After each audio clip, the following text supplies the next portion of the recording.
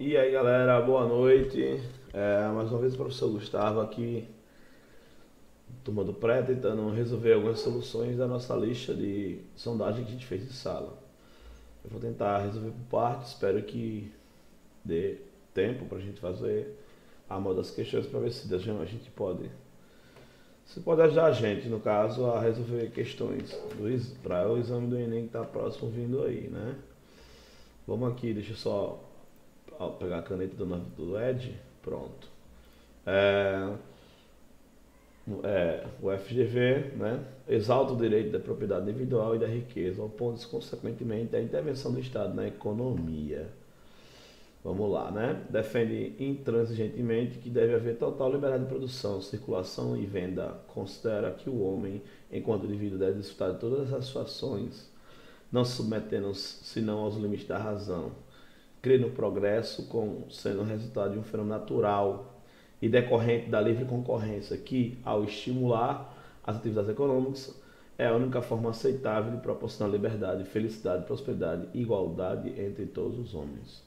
O trecho acima pode ser considerado uma síntese dos valores constitutivos da ideologia política titulada Pois Bem. Essa questão aqui ela não é muito comum cair no Enem, né? Na verdade, na breve sondagem que eu fiz, eu vi em 2007, não tem uma questão lá embaixo que a gente vê ela, mas é interessante saber sim, porque são pensamentos que vão determinar, é, serão determinantes, perdão, em certos contextos da história, somente século XX, não é? E final do século XIX. Propriedade individual e da riqueza, né? Opondo-se consequentemente à intervenção do Estado, certo? Olha só que coisa tosca que eu fiz, mas dá para entender. É, liberdade total de produção, não é? Então, a gente pode fazer uma breve leitura aqui sobre qual pensamento político está por trás disso aí. Vamos pelo processo de eliminação. Catolicismo social.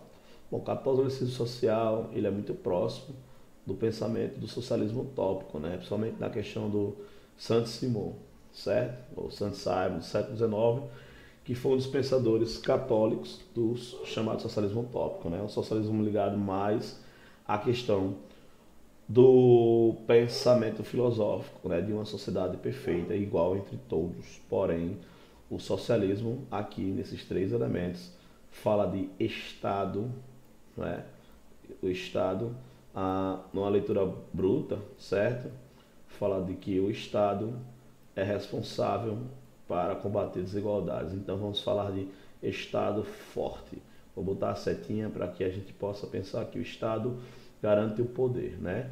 Um Estado soberano, né? E que esse Estado combata desigualdades, certo? Por um processo de eliminação, a gente já conseguiu eliminar três processos. Socialismo científico. O socialismo científico ele é filho desse socialismo utópico, né? No caso do marxismo, né? Do Karl Marx, né? E posteriormente ao Karl Marx, o marxismo, né? Eu costumo dizer que o socialismo utópico é o primeiro pensamento a respeito de uma sociedade socialista para o processo do comunismo, né?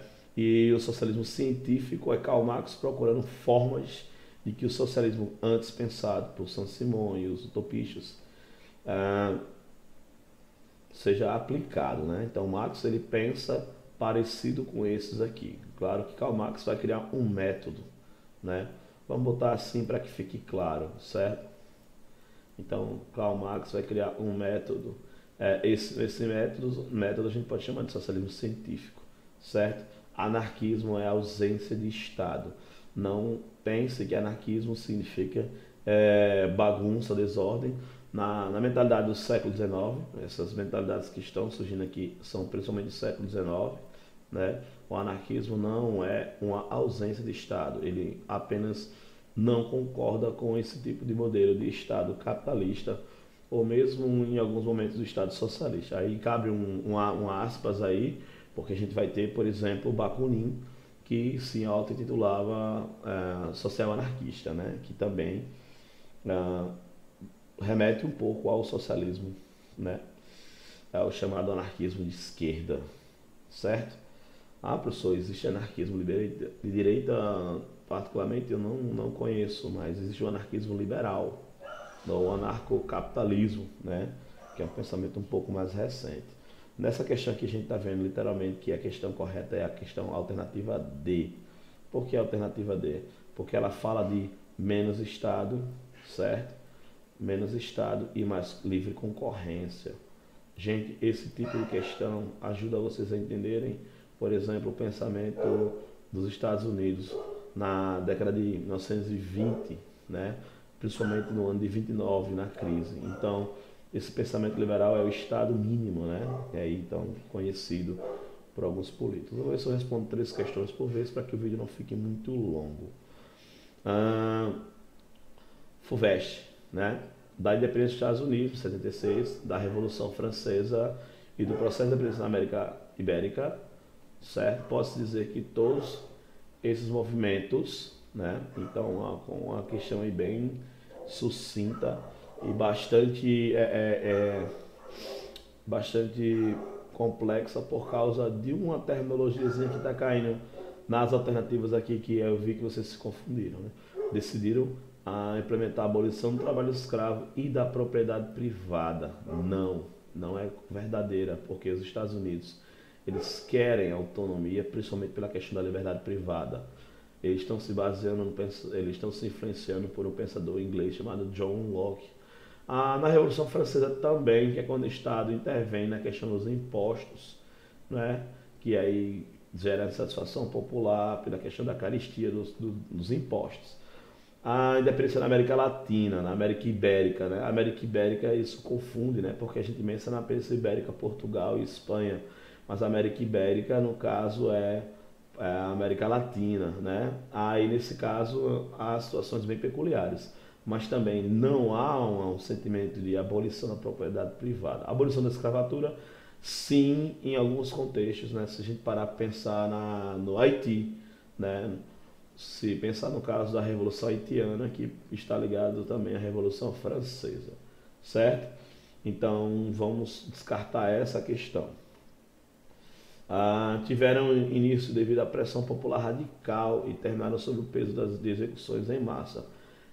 Realmente essa questão aqui é bem convidativa, mas pressão popular em massa, isso aí já deixa execuções em massa, já deixa um processo fora, que é o processo da independência dos Estados Unidos, embora houve conflitos contra a Inglaterra, né, pela questão da independência política e econômica, não houve essa questão de execuções em massa. O que houve foi um conflito armado.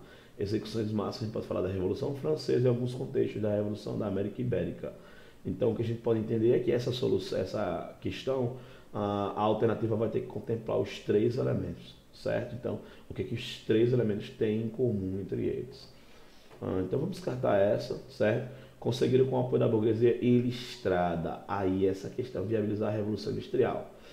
A burguesia ilustrada, a gente pode remeter a uma burguesia influenciada pelo pensamento iluminista, né? Essa ilustrada tem a ver com ilustre, não com de ilustração. Tem que ter um pouco de cuidado com essa questão, eu vi que a galera teve dificuldades. Então vamos pensar como iluminismo, certo? A gente, por exemplo, se caso não soubesse o que seria a burguesia ilustrada, a gente poderia descartar essa palavra. Vamos descartar essa palavra para ficar mais fácil a correção. Conseguiram o apoio da burguesia, viabilizar a Revolução Industrial. Beleza, vamos dar uma olhada. Estados Unidos, no século XIX, não em 1776.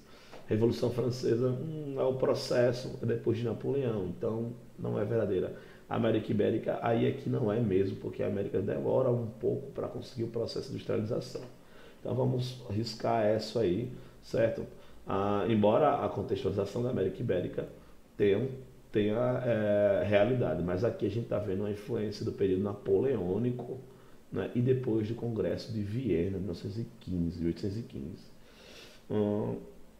Vamos passar para a próxima, certo? adotaram ideias democráticas e defenderam a superioridade do homem comum. Bom, olha que sacada da FUVEST, eu gosto muito dessas questões da FUVEST. Adotaram ideias democráticas. Beleza, Estados Unidos, sim. Revolução Francesa, no primeiro momento, nem tanto, porque vem a questão da crise lá dos girondinos com os jacobinos, onde os girondinos queriam que apenas uma parcela da população participasse da questão eleitoreira e os jacobinos queriam que fosse popularizado, embora com o período Robespierre se radicaliza. Na América Ibérica, a gente está colocando também nesse pacote o Brasil. Então, não tem democracia. O Brasil se tornou um império, não é? Dom João VI veio para cá em 1608, né? E no caso, em 1810 ele abriu os portos e declarou o Brasil teve que alinhar politicamente o Brasil a Portugal e a região de Algarves, lá na região do Mediterrâneo. Então, não, essa questão não está correta pelo processo de eliminação, certo? Tem que ter cuidado, a pegadinha está aqui. Você pode pensar que a América Ibérica não inclui Brasil, inclui sim, senhor. E aí você pode ver que a própria a questão alternativa de números de letra C também ela não funciona porque o Brasil demorou muito para ser industrializado, né? Teve o seu primeiro processo com o monarca Dom Pedro II, mas foi muito lento, não chegou a alcançar, tanto que ele boicotou o Barão de Mauá por algumas desavenças ideológicas e políticas. Então a alternativa correta seria a alternativa C, né? De elefantes sofreram influência das ideias ilustradas. Olha só, ideias ilustradas, então agora a gente vai entender iluminismo, né? Iluminismo, certo? E o iluminismo, no caso, sim, vai influenciar a América Latina, né? Com os pensamentos, somente com São Simão, São Martín e entre outros pensadores, né? Na própria Revolução Mexicana, um pouquinho posterior, certo? E no Brasil, né? Com alguns movimentos da Revolução Pernambucana e até próximo mesmo à Confederação do Equador, certo? Se você pegar o contexto do ano, vai estar aqui também o contexto de Tiradentes, e sim, mas variava no encaminhamento das soluções. Perfeito, porque o Brasil demora para fazer sua república, a América Latina passa por processo de republicanização, porém, os estados que falam de língua espanhola, eles passam por processo de fragmentação, chamado caudilismo, né? Influenciado pelos pensamentos bolivarianistas, né? Então, essas nações se fragmentam em repúblicas, certo? Justamente pela questão da ruptura com o rei de Espanha. Vou acabar aqui o vídeo, tá com 12 minutos. Nas próximas questões eu tento respondendo, e a gente tenta ir respondendo. E espero que vocês tenham curtido. Galera, não mostro meu rosto, não acho necessário.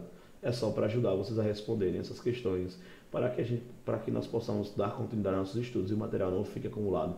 Valeu, esse pré é irado e essa galera vai destruir no Enem. Falou!